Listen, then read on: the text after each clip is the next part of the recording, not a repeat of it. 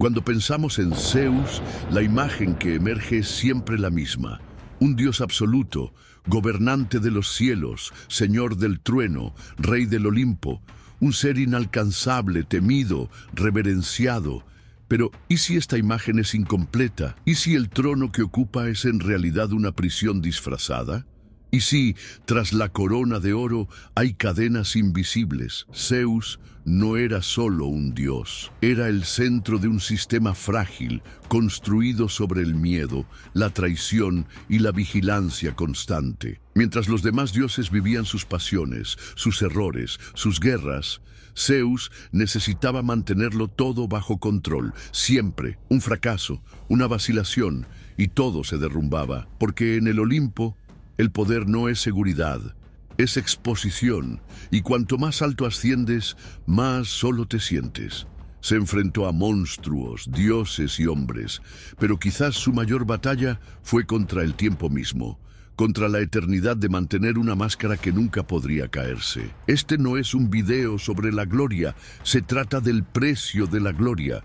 Hoy profundizaremos en la historia jamás contada del Rey de los Dioses, y entenderemos por qué, quizás, de todos los inmortales, Zeus fue el más cautivo. Zeus nació en un mundo en ruinas, un mundo donde incluso sus propios hijos fueron devorados por sus padres. Cronos, su padre, se tragaba a cada recién nacido para mantener su poder, porque una profecía predijo que sería destronado por uno de sus descendientes. Y así sería, por Zeus. La victoria de Zeus sobre su padre debería haber sido el fin del terror, pero fue solo el comienzo de otro ciclo más sutil, más solitario y más cruel. Al asumir el trono del Olimpo, Zeus no solo conquistó el poder, también heredó el mismo miedo que llevó a Cronos a destruir su propio linaje. Ahora habitaba en él, porque Zeus sabía, quien tome el trono por la fuerza vivirá bajo constante amenaza. Y el rey de los dioses no durmió tranquilo. Observaba a sus hermanos, hermanas, hijos. Cualquiera de ellos podía repetir la historia. Él mismo era prueba viviente de ello. Con cada generación surgían nuevos dioses, nacían nuevas profecías. Zeus necesitaba anticipar, manipular y contener. La corona no le daba descanso. Era una carga que exigía atención absoluta, incluso en los momentos más íntimos. Incluso enamorado, necesitaba mentir, engañar y transformarse, porque si fuera él mismo, sería vulnerable. Lo que parece soberanía era, en realidad, un asedio.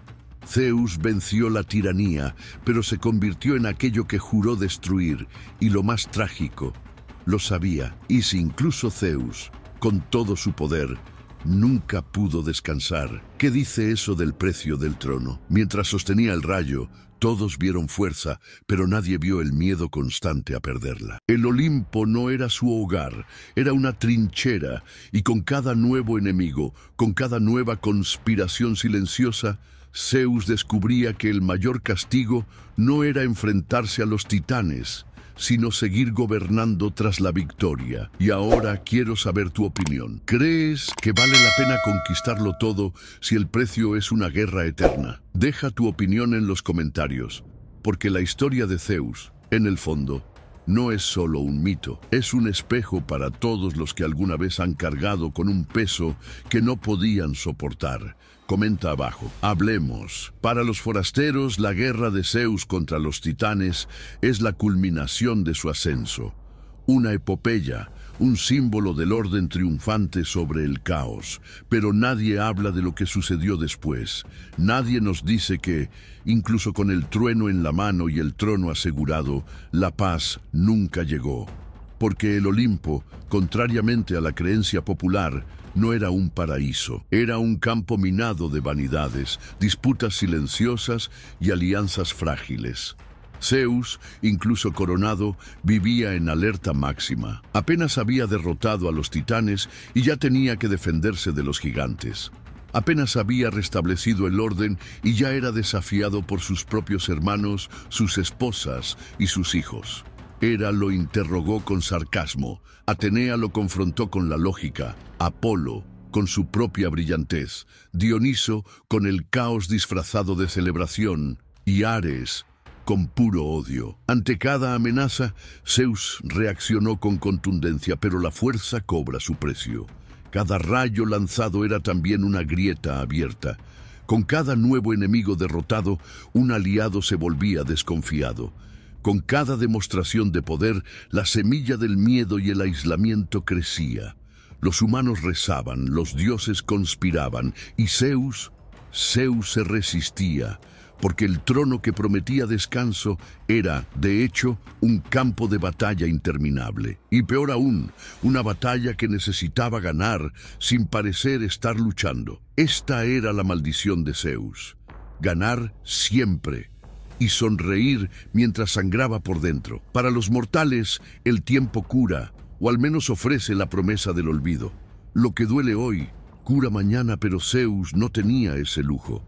El tiempo para él era una prisión sin fin, un ciclo sin alivio. Nada pasaba, nada desaparecía. Las traiciones, los errores, los rencores, todo permanecía. Atrapado en la eternidad, como una herida abierta que nunca sanaría. Imagina vivir milenios cargando con las mismas penas, viviendo con los mismos rostros, los mismos conflictos, sin cambiar nunca de escenario, sin volver a empezar. Cada nueva generación de dioses traía consigo reflejos del pasado, y Zeus se veía obligado a observar, no como espectador, sino como el centro de todo. En cada fracaso ajeno, veía un reflejo de sí mismo. En cada acto de rebelión, un recordatorio de cuando él mismo había desafiado a su padre.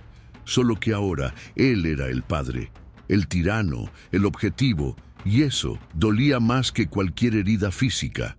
Lo que nadie entendía era que cuanto más poderoso parecía, más agotado se sentía. El peso de la eternidad no es la inmortalidad, sino la repetición. Vivir eternamente no es una bendición, es un castigo, sobre todo cuando todos esperan que siga siendo el mismo, despiadado, justo e inquebrantable. Pero por dentro, Zeus ya estaba destrozado, y el tiempo, en lugar de sanarlo, solo era el cruel recordatorio de que no había salida. La tragedia de Zeus no yace solo en el trono, sino en la mesa.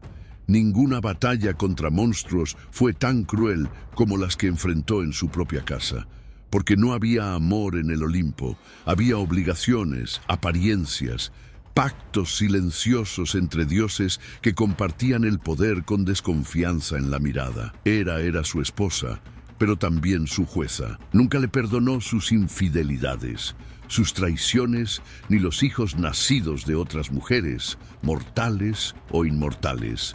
El matrimonio, en lugar de un refugio, se convirtió en una fortaleza. Ella lo hirió como solo quien ha amado puede hacerlo. Sus hermanos, Poseidón y Hades, no lo veían como un líder, lo veían como un rival, cada uno reinando sobre sus propios dominios, los mares y el inframundo, pero observando el cielo con silenciosa envidia. Zeus era el primogénito del poder, pero el amor fraternal tenía límites, y esos límites se rompieron muchas veces. Sus hijos eran aún más peligrosos, porque algunos no solo querían afecto, querían lo que era suyo. Atenea, nacida de su propio cerebro, era demasiado brillante para conformarse con un papel secundario. Ares, con su odio inflamado, soñaba con ser el nuevo dios dominante. Dioniso se burlaba de todo, incluida la autoridad de su padre. Zeus vivía rodeado de dioses, pero asfixiado por la soledad. Con cada gesto temía la traición. No había lugar para la debilidad. Él era el rey, el ejemplo, pero el trono le pasaba factura. Cada decisión debía parecer justa. Cada error era una amenaza para el equilibrio cósmico. Y aunque todos lo veneraban como símbolo de poder, Zeus llevaba en su interior el insoportable peso de la perfección. No podía dudar, no podía equivocarse. Rodeado de poder, también era prisionero de su propia imagen. Creó leyes para la humanidad, pero vivía encadenado a las reglas que se imponía.